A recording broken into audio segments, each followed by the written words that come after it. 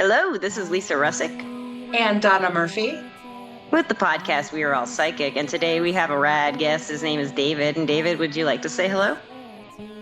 Hey, how are you guys doing? It's nice to meet you. I'm really glad to be here. My name is David Deane Haskell, and I'm coming onto this podcast from Tokyo. So it's tomorrow for me and yesterday for you guys. So yeah, it's exciting to be here. Yeah. It's right now for me. Yeah. Well, yeah. Okay. Yeah, fair. I'm just kidding. Donna has a question for you right away, David. I do, David, and it's a question that we like to ask all of our guests, even our guests who come back numerous times. And my question is, do you think we're all psychic? Yeah, that's the ultimate question, which I was giving some thought to because I'm familiar with the podcast, right? And I decided not to try to formulate it before this minute.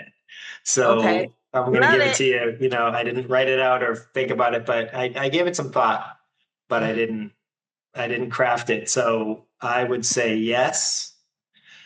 And I don't know. So basically, I'm a spiritual guy. I've been through trauma and recovery. That's what we're here to talk about today. Part of my recovery was a spiritual awakening on a beach not far from here, back in 2020, so about like 6 years ago. And in fact, I was thinking about like maybe I should go down to the beach and do it from there, but I was afraid that the Wi-Fi might not be good enough, you know. So anyway. So I'm not a member of any particular religion, but just I consider myself spiritual. I don't know what God is all about, but I'm prayerful, I'm meditative and all that stuff. Okay. So if I'm going to believe that, then in my mind, that means anything's possible. So what do you think about our intuition? What do you think about our intuition? I mean, exactly. Yeah, totally. That's absolutely a part of it. I think that's a spiritual nature kind of thing. I'm extremely empathic, like I absorb emotions, and this is not always a good thing. It can be a very negative thing. And I'm also an introvert. So like when I get in with people and then somebody's angry or in grief or whatever, it's like, I start just really, you know, I need boundaries to keep myself from that. And to me, that's a psychic thing. And, another thing is when I encounter somebody who's not right for me, and when I say I try to be, I don't want to say toxic person or bad person or anything like that. But, you know, when I'm not in the same alignment, I will get stomach pain. Like I'll get, you know, and sometimes really, really bad stomach distress. And I often ignore it because, like, you know, through my life, I'm like, oh yeah, my stomach just hurts, but let's go connect with this person who's not good for me. Always makes my stomach hurt. For some reason, my stomach's always hurting around this person. And even now, I've learned to, try to pay attention to that, and it's not just I ate a bad burrito, you know, it's like that, and it's not that it's not. So that's kind of like a superpower, right? And the other thing, I've never been diagnosed with ADHD, but I'd bet $1 million that I have it. And that too, I think can be, you know, a real superpower and, you know, borderline, you know, psychic stuff, because like, depends on how you use it. Yeah, the way you look at it, it really does matter how you look at it and how people tell you to look at it. You don't have to do it that way. Yeah. And I'm a big believer in synchronicity too, because I'll tell you, last year I was in Bali, where this picture was taken, and I was feeling lonely because I was doing a digital nomad thing. I was feeling lonely. And I was sort of, you know, reflecting and praying about, you know, I wish I could, you know, find some friends. And it's really hard in a strange country.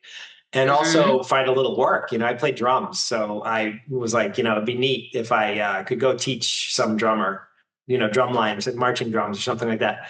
Anyway, I sent out a couple of emails. From that, I got a drum workshop in Bali. But then I got a call from Jakarta, which is the capital of Indonesia. And they were like, we want to fly you out to Jakarta and do a bunch of drum workshops. Really? Like what, in 4 days? Okay, cool. You know, they flew me to Jakarta. I met a whole bunch of people, including a drumstick company CEO who made me their brand ambassador. We've become great friends. That's amazing. We were traveling all around, a circle of friends, making money, and just the synchronicity of it all. It was incredible because all I did was send out a couple emails and forget about it. Yeah. And to me, psychic is a kind of can be a loaded term. You say that and people say, oh, that's not, But I think a lot of it, we are capable of so much when we, really get into it, and including knowing what might be coming soon. Yeah. Mm-hmm. The imagination really is for me, the imagination is the key to it somehow. I don't know how, maybe, but I think that our imaginations and you are a writer, listeners and watchers. This is a video on Spotify and YouTube, and Dave is a writer, which is one of the reasons he reached out. And I guess he's given some thought about this, and especially when he was writing his book. So when you were before you tell the listeners and watchers, tease them for a little bit, get them to try to guess what your book's about. But before you wrote the book, and after you wrote this book, what would you say was a major difference in the way you thought about the world? Well, first of all, I've written 6 books so far, and the main book that you were the one you told me about your the one we're talking about today is very different from the other 5. So that's a big part of it. Mostly I write fiction. This one is different. So I don't know. I had a ton of, as I mentioned, the spiritual awakening, right? And I dealt with trauma and addiction, drugs and alcohol, people addiction, codependency, all that kind of stuff through most of my life. I was very broken from traumatic stuff that happened when I was really little, and I couldn't make or maintain friendships. I hated myself. I disliked myself. I didn't want to be anywhere near myself. And so it was difficult to get close to me because I didn't want to get close to me. And but I thought if I could just have friends, everything would be okay, rather than befriend myself, get to know myself, figure out why I was really hating this guy who's not such a bad guy, So all that led to finally quitting the drugs and alcohol about 8 years ago, coming up on 8 years ago, 7.5 years. And then starting on a journey of recovery. And there was a lot of inner child work in that, a lot of self-reflection and, getting spiritual, getting prayerful, that kind of thing. And all this, the psychic intuitive stuff, I never really experienced any of that until after I started getting healthy. Hit you like a hammer, didn't it? yeah, totally. Did you ever think that might be why you were muting things down also? Another reason you might have been muting reality a little bit for you. For me, it was like that. When I was younger, I was a heavy drinker.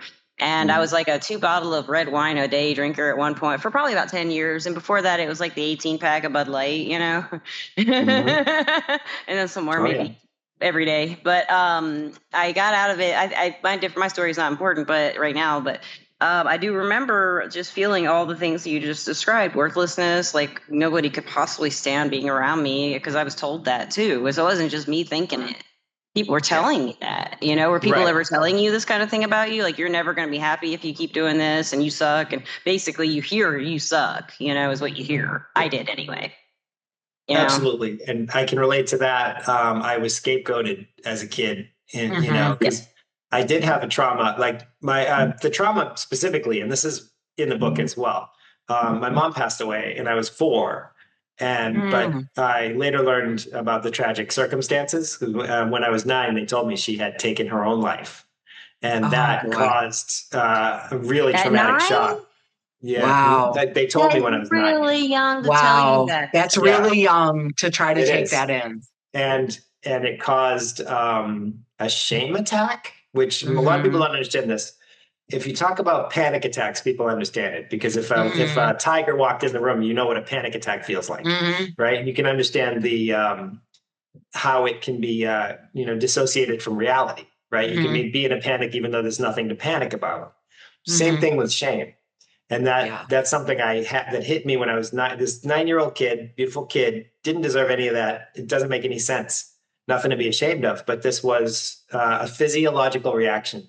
Yeah. What did it feel like? Because some of our listeners might want to know the physical, emotional, mental, spiritual. What did it? What is that? I don't know personally what an attack like that would be. Mental, and spiritual. What does it feel like? It feels gross.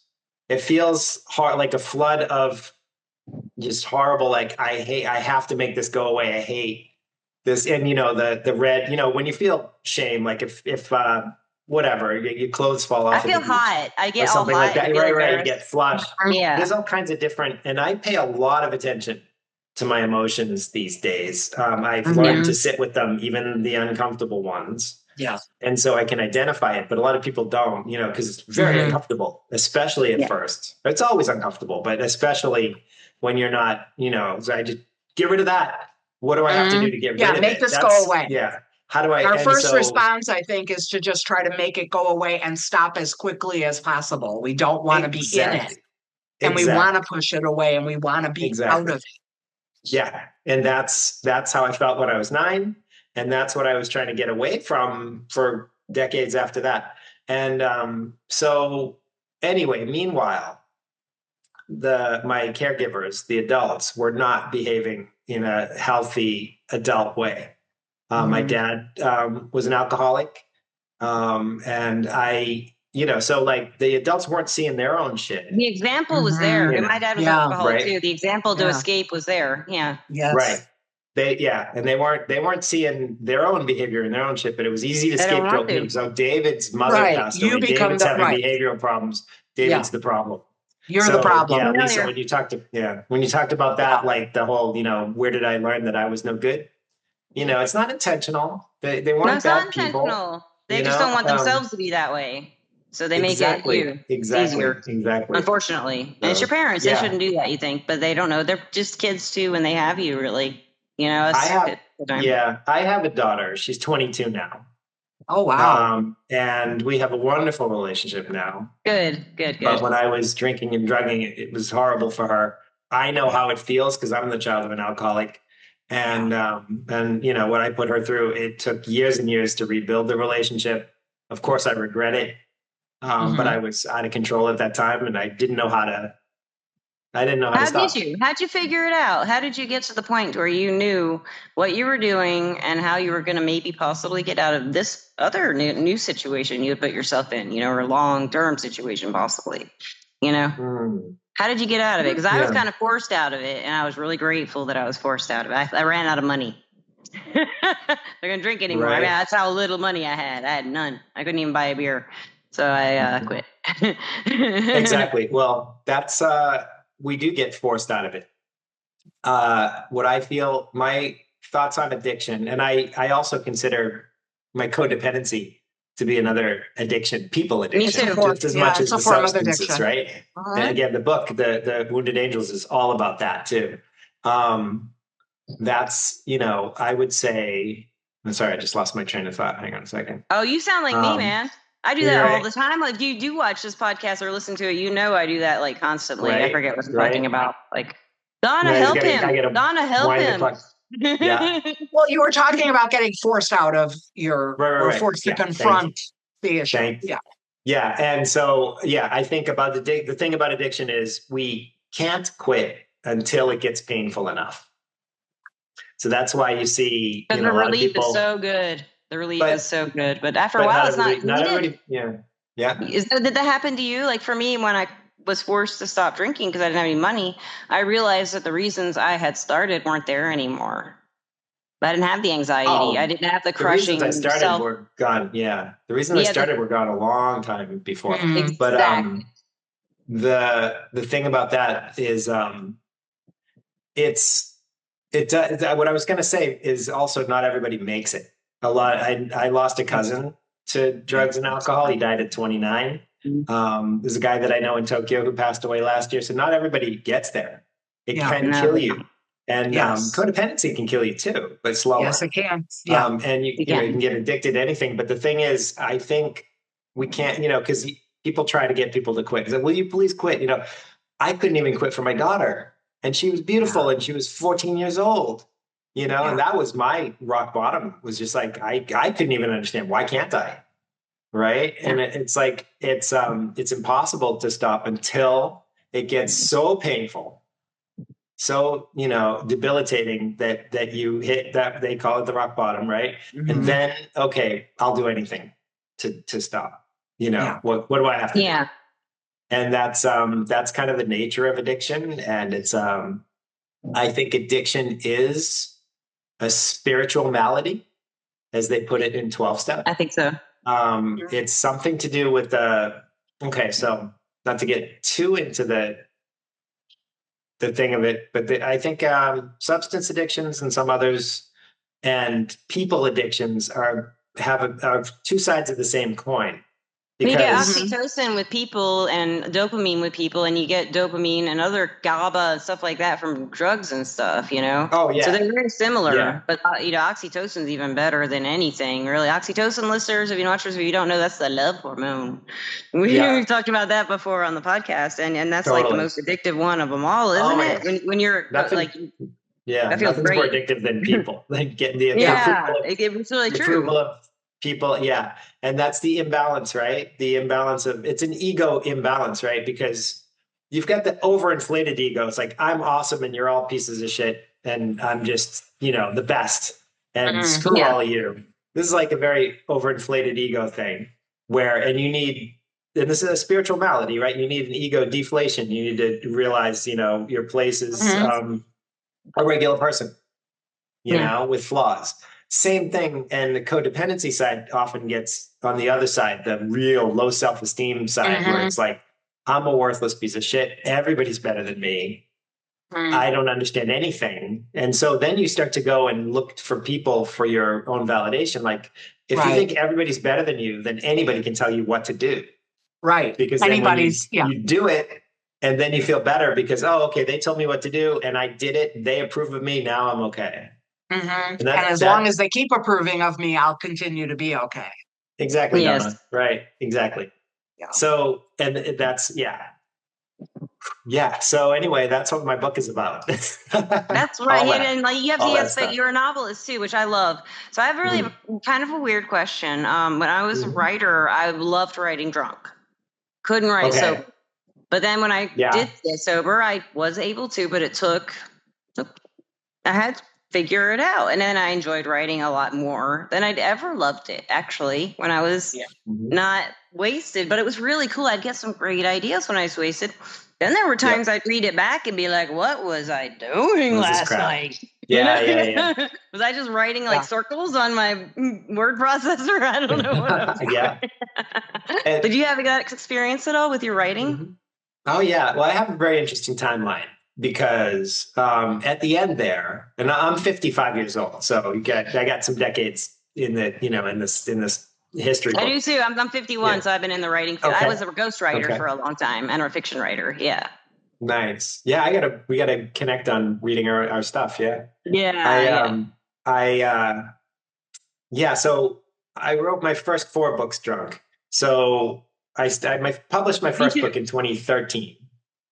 And the 4th book was 2019. Then I had a 5-year writer's block. And that was when I quit. And the thing is, I was doing all this emotional and spiritual healing, but I couldn't write. And I wanted to. I was really trying to. And I just couldn't. I could, I did journaling or whatever, but that was it. And then so there's that. And there was my first 4 books out there, which were like, oh God, I wrote them drunk. Maybe they're horrible. I've gone back and revisited. I did 2 second editions a couple of months ago. That my second book and my 3rd book are now refreshed. I'm going to refresh the first one as well. The 4th one I'm pretty proud of. That was in the middle when I was quitting. So I went back and fixed some of that because you can. And I kept them. They're still on sale and I'm proud of them. But that's my early history. And then 2024, like right around New Year's, I was just able to write again. And one of the first things I wrote was the nonfiction, was Wounded Angels, the inner child book. And I was like, oh God, nonfiction? I don't want to write that crap. I don't want to be, I don't want to be a guru or whatever. But I continued writing the fiction as well. And I published my 6th book, The Solarian Deep, which is a sci-fi book. Published that this year, and I've got another fiction book and another nonfiction that are coming out this year. So that's amazing. You must be really prolific. That's wonderful. You've always been that prolific, or is it more so since you've cleared up your? Prolific. I don't write that fast. I just have so much material that I need to polish up. It's like so you got a lot of backlog, so you can work with. I cool. Literally, I want to do new stuff, but I could literally spend the rest of my life like fixing up what I have. I've got millions of words on this computer here. Yeah. And, some of it's garbage, a lot of it's garbage, but some of it's really, diamond in the rough kind of stuff. And I've been publishing short stories too on Substack. All the old stuff I wrote when I was drunk. This one's pretty good. We'll let listeners know where you are on Substack. Where are you on Substack? I mean, I haven't really played with it a whole lot, but I get it emailed to me, and I love the emails. I don't really understand the application itself yet. Oh, right. Yeah. You don't have to, right? You just have to hit post, get the right? emails. And you're okay. Hit post. I love it. Yeah. But the Substack, it's really, so my name's David Deane Haskell, and there's a reason I go with the full name. There is another David Haskell who's a writer, and he's a Pulitzer Prize winning biologist. And I can't compete with this guy. It's like, if you type in David Haskell writer or whatever, he's going to come up. I'm never going to Google him. I'm screwed. So I'm going to do my full name, David Deane Haskell, and that's my website. So daviddeanehaskell.com. The middle name spelled with an E. Awesome. Really easy. And the Substack is David Deane Haskell Stories at Substack. So I made it pretty easy to find me as long as you know my name. Yeah. So, and if they know his name, they'll know your name. That's good. Someday I hope that, I'm kind of, who knows, if I get a bestseller going on there, maybe I'll pass them. But a little competition and you get to meet and have coffee and hey, man, I had the name first. Or did you really? Did you have the name first? Oh, yeah. I got to find his age. Yeah. I wonder if he's older than me. Depends on seniority, who got it right? Yeah, right. The thing about find out his age. I'll find it out maybe if I think about it and put it in the description out of curiosity for all y'all listeners and watchers. Yeah. So I do have John Donna, do you have any questions? I kind of want to pick his brain about one more thing, but do you have any questions for David? I would say if there's anything for our listeners and watchers, for our audience, especially if some of them are struggling with some of the same issues, does everybody have to reach rock bottom before they can start really on the road to true recovery, to complete recovery? Is there a place to start where maybe you're not at rock bottom, but maybe you're wondering about whether or not you want to wait until you get there before you make a change? That's a great question. Thank you so much. I think rock bottom as a term sounds like, homeless, out of money, like Lisa was. I was a hermit for 11 years, which was horrible. But I think everybody's rock bottom is different. Mm-hmm. So you could decide today, all right, I'm at rock bottom. I'm not happy with my life. My life is. And you're right. It really matters what rock bottom is for each person. I agree with you on that. Yeah. Yeah. It's like, if I've been thinking about this for a while. It wasn't rock bottom when I quit. It wasn't rock bottom. I was not at rock bottom. I just had run out of money at the moment. My husband had lost his job and I wasn't working at the time. I think was what's going. I was learning to make jewelry. And so I started selling jewelry, and that's how I got money to buy more wine again, but I didn't, because I was happier without it.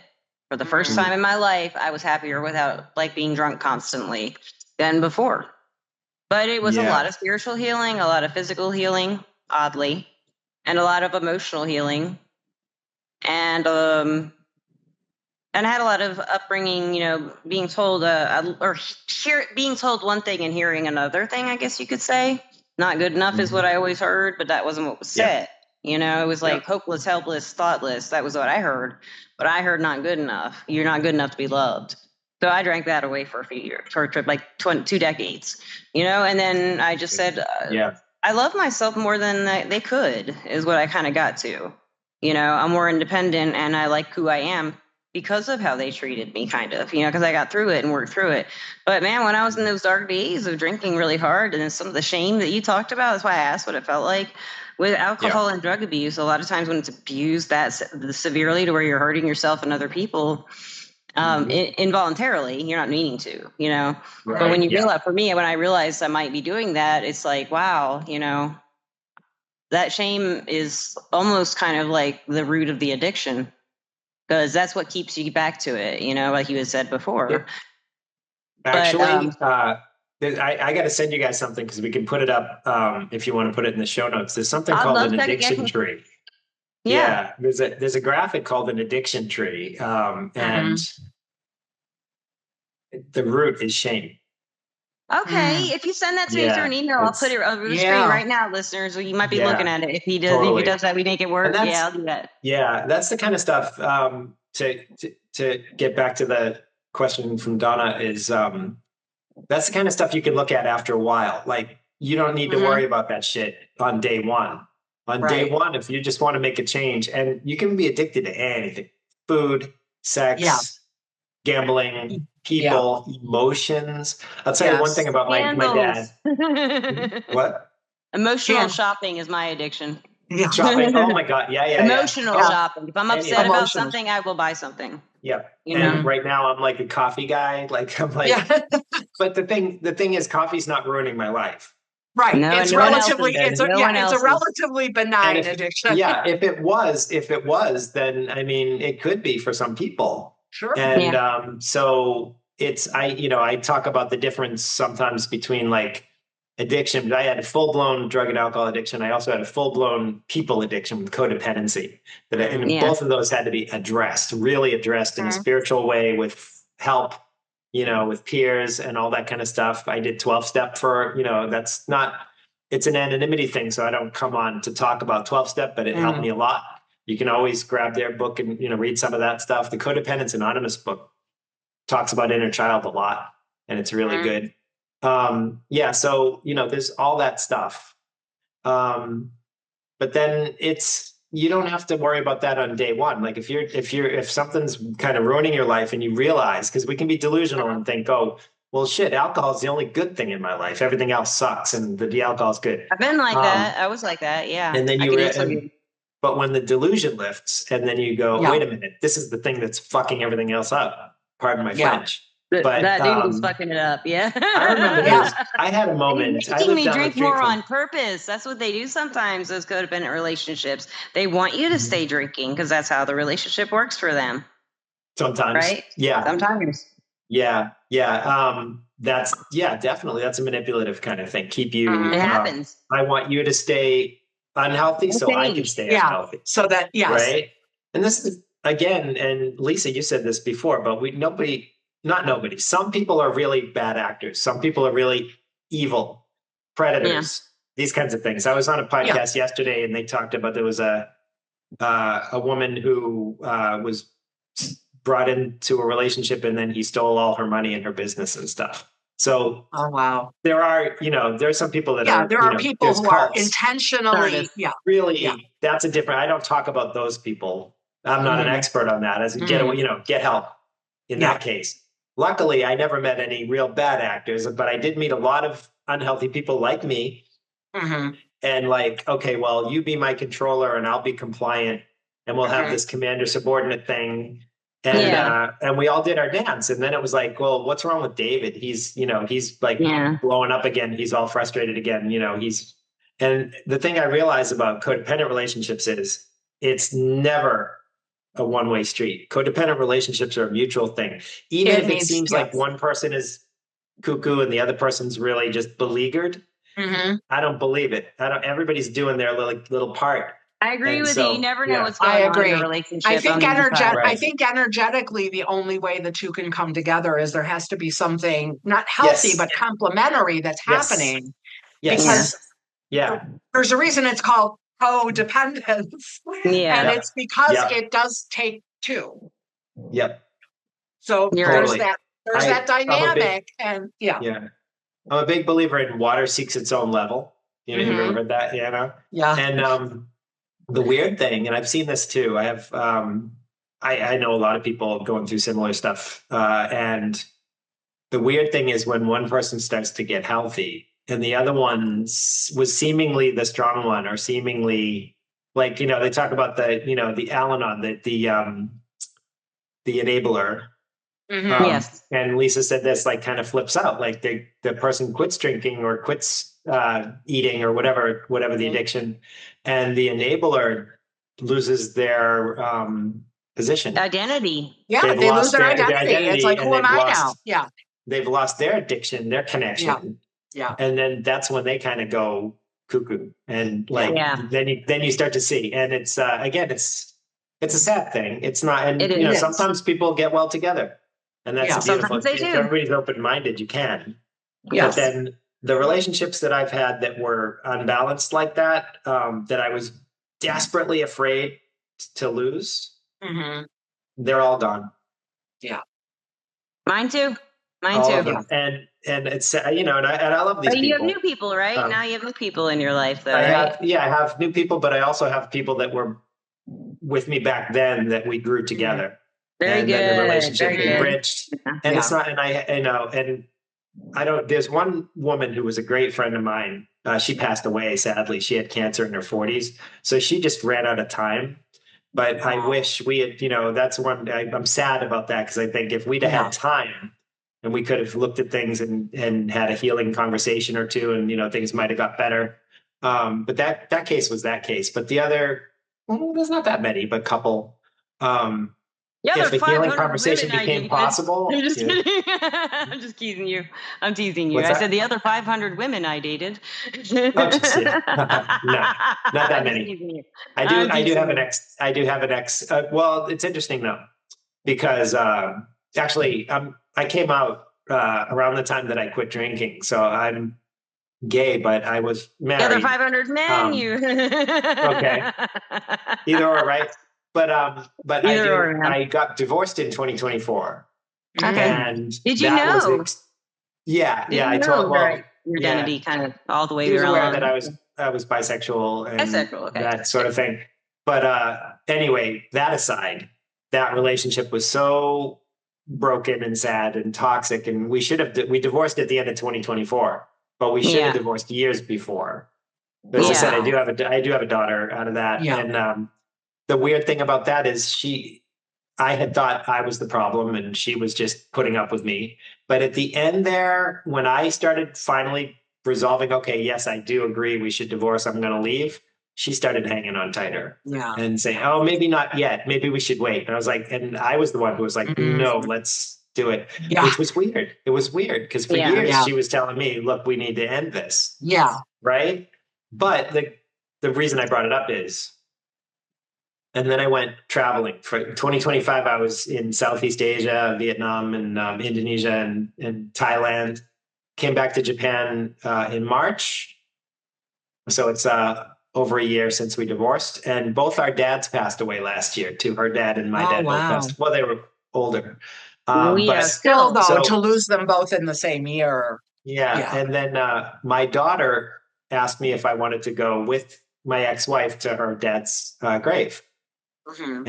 And I said, does she want to? And she said that was a nice idea. So a few weeks ago, all of us went there and we went and had coffee and had a real healing moment. It was much nicer than any encounter we've had in years. Yeah. And it was a real full circle thing. And I've been writing the follow-up Inner Child book, which started with my divorce. I've been writing it for over a year. And I realized 3 weeks ago, the book just ended. Yeah. Because we had this, I was okay. I don't have to write it anymore. Now the ending for your book. Yeah, that's really cool, man.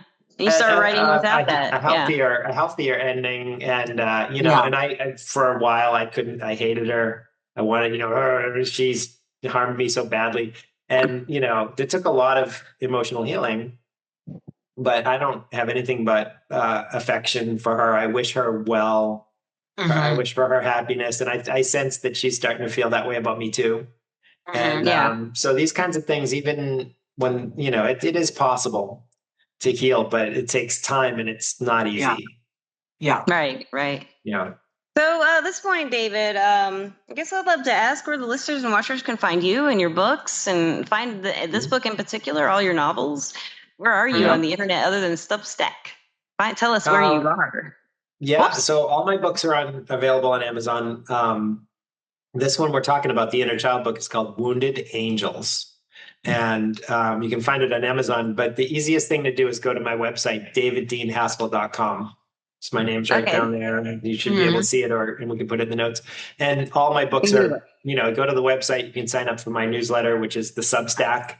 You can get fiction, nonfiction for free, and I give away a free book as well, one of my fiction books. Nice. So the website's the best place to go, daviddeanehaskell.com.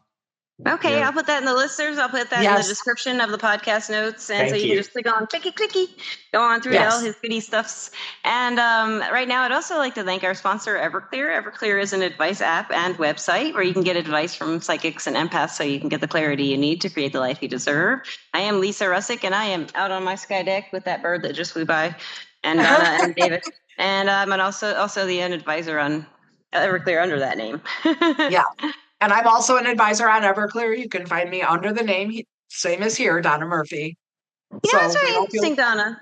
I haven't had too many people come to me as a reader with substance abuse issues saying I need healing from that, and it's usually a very religious approach people take, or some kind of religious or spiritual approach people take to healing from alcoholism or any kind of addictions. And it's interesting that I think about that. I just never have, as a professional in the field, had someone come to me with that particular issue and saying, help me. I would love to help people with that. I think that'd be a beautiful job for a psychic reader, intuitive empath, anybody like that, to help people with that stuff. Just kind of for my mind, David. I was just thinking about that because really, the first time I got in trouble for drinking, I was told I was a drunk, and I was like, no, I'm not. I've got sick. I'm sick all the time. I'm trying not to be sick. That was the truth. But they did tell me to take like the outpatient classes and stuff. And I did learn like a lot of, I guess now, what I would call spiritual approaches to things, mindfulness therapy, stuff like that, just from those classes I took, and I use a lot of that stuff that I learned young through situations I didn't really think I needed to be in, but they helped me, and they helped me in the future with people not in particularly addiction situations, but maybe toxic relationship situations, exactly. Very similar energy, where you don't want to be involved, but you can't help it. You can't get away, but you can, but you can't, you can, but you can't, you can, but there's that dance. And eventually you dance away, right? Or you fall. Boom. You don't win the dance contest. But and it's unfortunately a lot of people do not. And I think if they could just reach out to somebody, everybody, just say to somebody, hey, look, I just want to say this one time. Nobody has to tell me anything. I just want to say I'm worried about myself. Listeners, I didn't ask you for this advice, David, but I'm just giving some advice to listeners and watchers. Like if you are in that space and you don't know if you want help or not, just if you have somebody that you can trust and just say that to, and they listen to you and they don't ask you to do anything about it, tell people how you feel if you have that shame, is what I would say. What about you, David, for that shame? What kind of advice would you give to get that worked out? Exactly that. I would say find someone that you trust. Yeah, I like the phrase trust those who are trustworthy.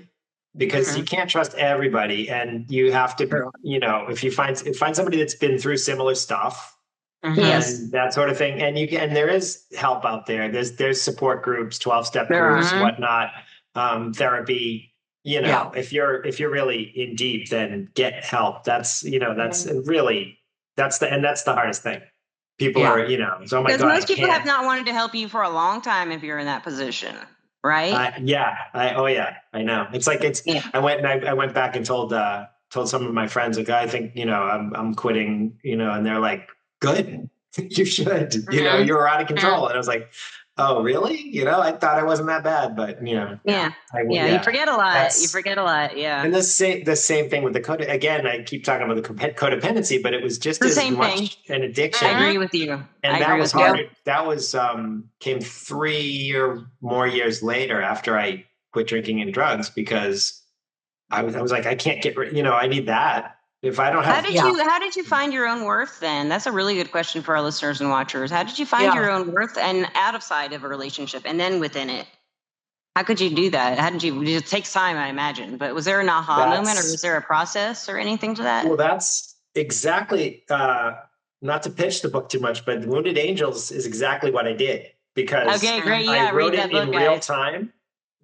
I was doing, so inner child work is a lot of how I found to like and love myself. Cause like I was hating the 11-year-old version of me, or the 8-year-old version of me. What a little piece of shit. I hated him. And it's like, wait a minute, that's a kid. Like if I met another 8-year-old kid, you would never, you would never be that way. Condemn that child in a million years, right? But I couldn't look back on myself with love because those traumatized inner facets of me were frozen in the and not unseen, unheard. So the inner child work, and there are techniques to doing it. And again, this is, to me, like we're talking about spirituality and psychic stuff. This is a spiritual practice, I think, too. And you could do it with a healer as well. I met a shaman in Thailand that we talked a lot about this stuff. She was amazing. We did Reiki and all this stuff. And anyway, I didn't want to write it, but like I started writing as I was doing it. So you can see how it felt for me. By reading like chapter after chapter is like me connecting with these different facets that were traumatized. And so that was it, like little by little, I had to, and then sometimes facing the adult stuff, especially like stuff that I was really ashamed of or people that I really harmed, you got to look at that. And that's so painful. It's hard to do. And it's really hard to do. And even now, like at first you have to look at it and you just feel like crap and you're not going to feel okay quickly. But like now years down the road, I've been doing this work for coming up on 8 years. Yeah. I can look back and be like, I did that. And I don't really feel anything. I don't feel like proud of it, but I don't feel ashamed of it. I don't feel any particular emotion about it. It's just there. It's just like thing happened. I did what I could to rectify it. That's when I did actual harm. And we all do actual harm. Sure. Intentionally or not intentionally. Those are the kinds of things you got to go back. You got to go back and rectify that. And that's scary too. Find where the misunderstanding is if it wasn't on purpose. There's usually a misunderstanding somewhere in what we were taught or what someone was teaching us, Well, yeah. Because I mean, if you accidentally knock a kid over when you're walking, you didn't do it on purpose, but you still got to take care of the kid. They still got hurt, and you still have to help them back up. Right, and maybe pay for the medical bill if they and do something to it's your responsibility to rectify the situation. Exactly. Yeah. So that too. Yeah. We do have, I guess, one last question for you at the end of the podcast. Donna, do you want to ask him the last question that we might have? Sure. This is another question we ask all of our guests, and it is: do you love our listeners and watchers? I do. I can't wait to hear from them. I really want to. I hope there's comments and stuff. I'm like, I'll be in on it. Listeners. Yeah. So many spiritualists, so many people on this path, in and out, around it, kind of thinking about it. We've all been addicted to something or hooked on something that we thought would be better than our own lives. Oh, yeah. Right? But we found out some. I hope all of us find out our own lives are better than anything that has control over us, whatever it may be. Whatever that might be. Yeah. Thank you so much, David. Thank you so much, Donna. Thank you, listeners and watchers. It's been a real pleasure meeting you. I hope that we'll see you again soon and that you'll come back on the show sometime. I hope so too. It's been just a real pleasure getting to know you and hearing your story. Thank you so much for sharing with us. Thank you. You guys are great. I really appreciate it. Man. Thank you so much. I loved it. Thank you. Have a good day, everybody. Peace out. Love you. Bye-bye. Love you. Bye.